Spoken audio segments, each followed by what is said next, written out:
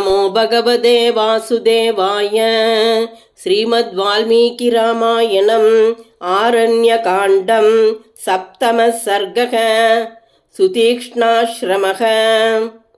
रामस्तु सहितो भ्रात्रा सीतया च परन्तपः। सुतीक्ष्णस्याश्रमपदं जगाम सगतैर्द्विजैः। स गत्वा दूरमध्वानं नतीस्तीर्त्वा बहूदकाः। ददर्श विपुलं शैलं महामेघमिवोन्नतं।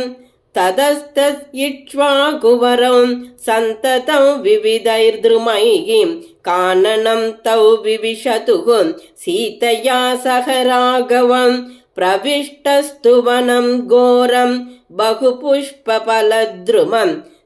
ददर्शाश्रममेकान्ते क्षीरमाला परिष्कृतं।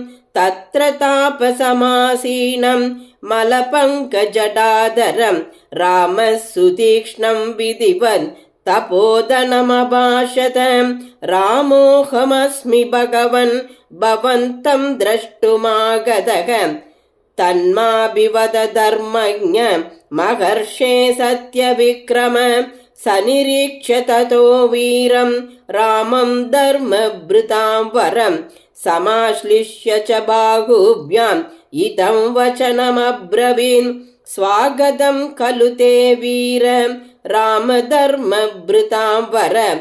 आश्रमोऽयं त्वया प्राप्तः सनात इव साम्प्रतं। प्रतीक्षमाणस्त्वामेव नारोहेऽहं महायशः। देवलोकमितो वीर देहं त्यक्त्वा महीतले। चित्रकूटमुपादाय राज्यभ्रष्टोऽसि मे श्रुतः। इहोपयातकाकुस्थ देवराजशतक्रतुः। उपागम्य च मां देवः महादेव सुरेश्वरः। सर्वान् लोकान् जितानाह मम पुण्येन कर्मणा। तेषु देवर्षिजुष्टेषु जितेषु तपसा मया।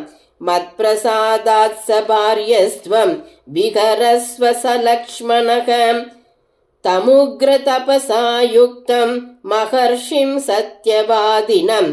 प्रत्युवाचात्मवान् रामः ब्रह्माणमिव वासवः। अहमेवाहरिष्यामि स्वयं लोकान् महामुने। आवासं त्वहमिच्छामि प्रतिष्ठमिह कानने।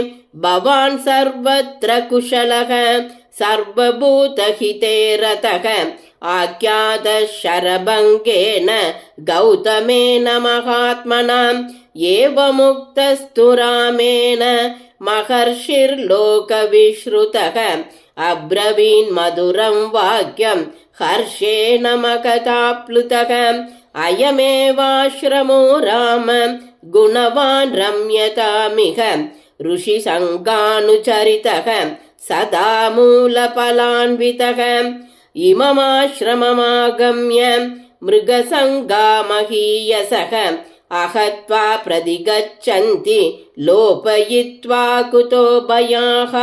नान्यो दोषो भवेदत्र मृगेभ्योऽन्यत्र विद्धि वै।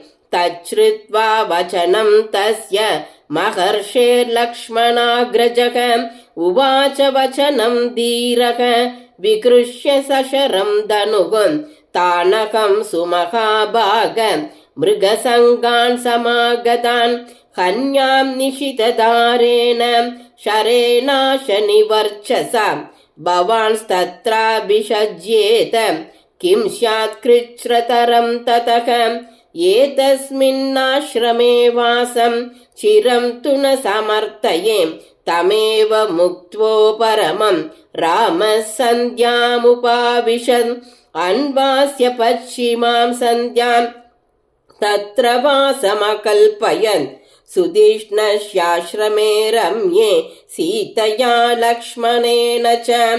ततः शुभं तापसभोज्यमन्नं स्वयं सुतीक्ष्णः पुरुषर्षभाभ्यां।